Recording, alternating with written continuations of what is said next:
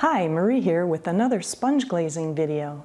This time I'm going to show you how to sponge glaze with underglaze.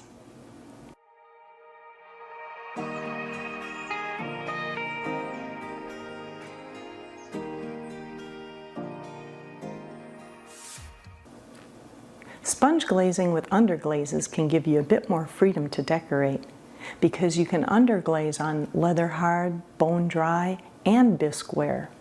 Also add more underglaze at any stage.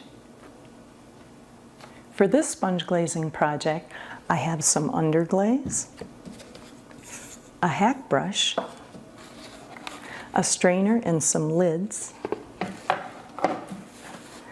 sponges, a few shallow containers for your underglaze, little wax resist, clear glaze, bisque ware, a banding wheel, some water, and a mixer. Everything you need for this project is also listed down below in the show notes. Let's get sponging. There are a few things that you should do before glazing. First, clean your pottery. Wiping it down with a clean, damp sponge is fine. This step in glazing should never be skipped. Dust particles or any other dirt on your pottery can cause your glaze not to properly adhere, even cause pinholes.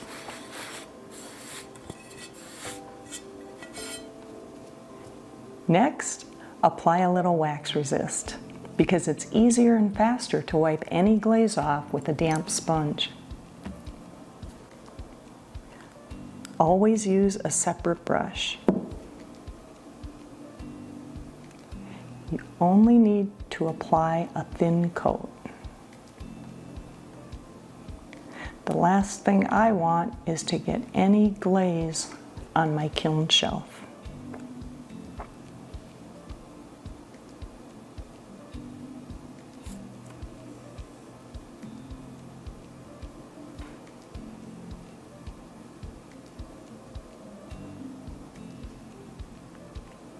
There, that's all you need.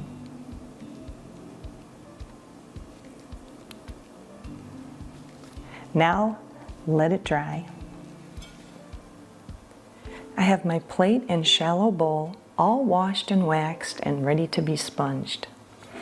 I'm going to start with my plate. I'm using Amico Amethyst Underglaze and Amico Pink Underglaze. Before I put it in the shallow container, I'm going to mix it well with my milk frother. This works really well. You want the consistency of yogurt or sour cream for your underglaze. Now I'll put it in the shallow container and start sponging.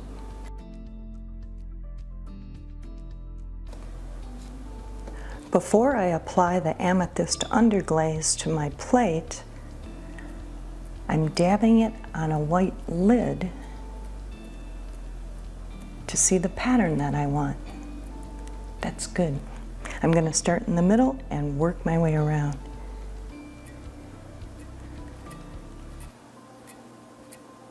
I don't want it too thick, but I still want to have enough coverage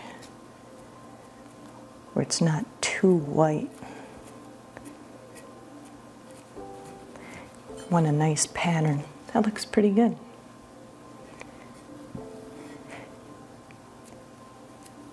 This plate was made with Amico Stoneware 38 white clay. Now that the amethyst is dry, I'm going to apply the Amico Pink Underglaze. And this time I have a darker lid so I can test the pattern. See, that's way too thick. Always check your sponge pattern before you put it onto your plate. That looks good. Work my way around again. For more good tips on sponge glazing, you can check out my article on my website. I left a link for you in the description below. It's good. All the way around. Now I'll let this dry and we'll work on another piece. I'm going to decorate my shallow bowl in a little different way. This time I have 3 sponges and 3 glazes. I'm going to start with the Spectrum Sky Blue. I've already mixed it well and put it into the shallow container. I'm going to start with this sponge and make sure your sponge is damp. Put it in a ball like that. Dab it in your underglaze and then onto the plastic lid so you can see the pattern. For the blue, I want a little thicker pattern. So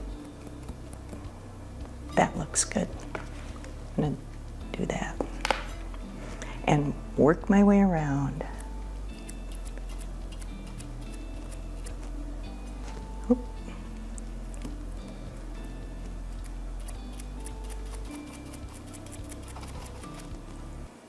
Ooh, I like that. It's pretty good.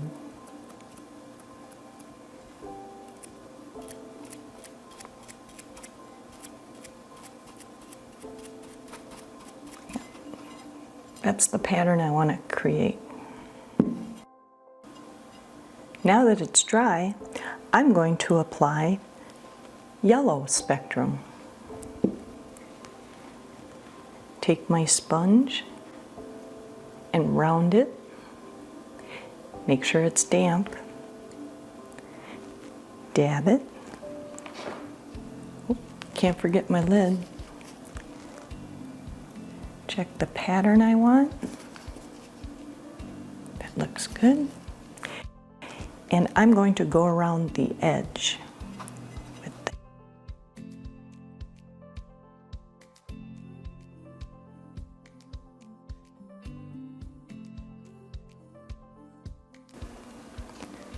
Now I'm going to use a different sponge to create a different look. I'm going to use the corner of this sponge and use Spectrum Spring Green. And just get the corner. Get a little more on that, like that. And test it out on my lid to get the pattern I want. Ooh, I like that. And I'm going to go across.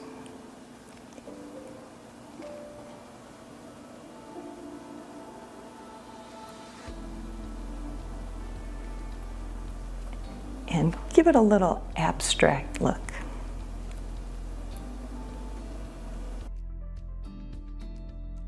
I like that. Looks good.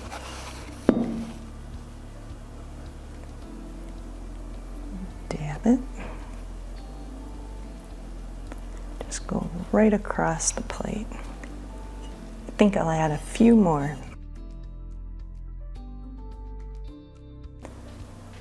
Now that my sponge glazing plate and shallow bowl are dry, it's time to glaze them. Always run your glaze through a strainer to catch any clumps or debris that may be lurking in your glaze, which there usually is with mine. Then I like to mix it with my milk frother. Medium-size hack brush. And I'll put the first coat of glaze on.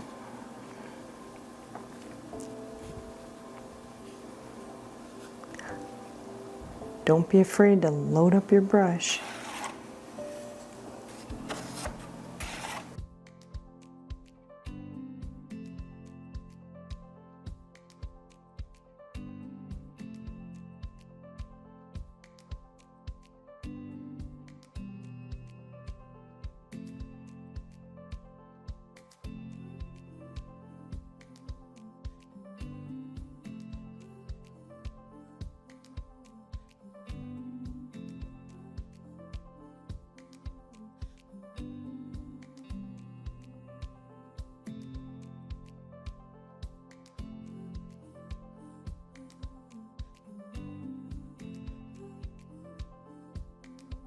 If you're new to glazing, you can check out my article on 27 glazing tips for beginners.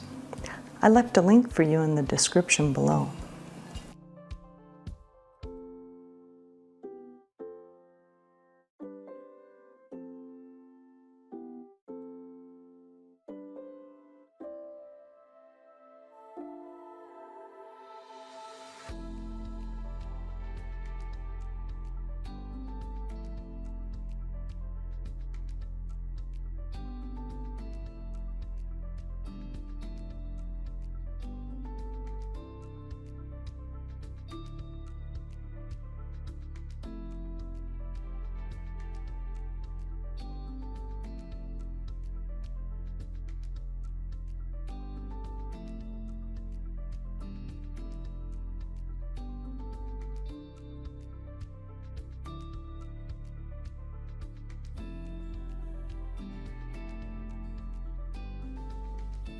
You don't want to smudge the underglaze, so you don't want to apply too much pressure on your brush.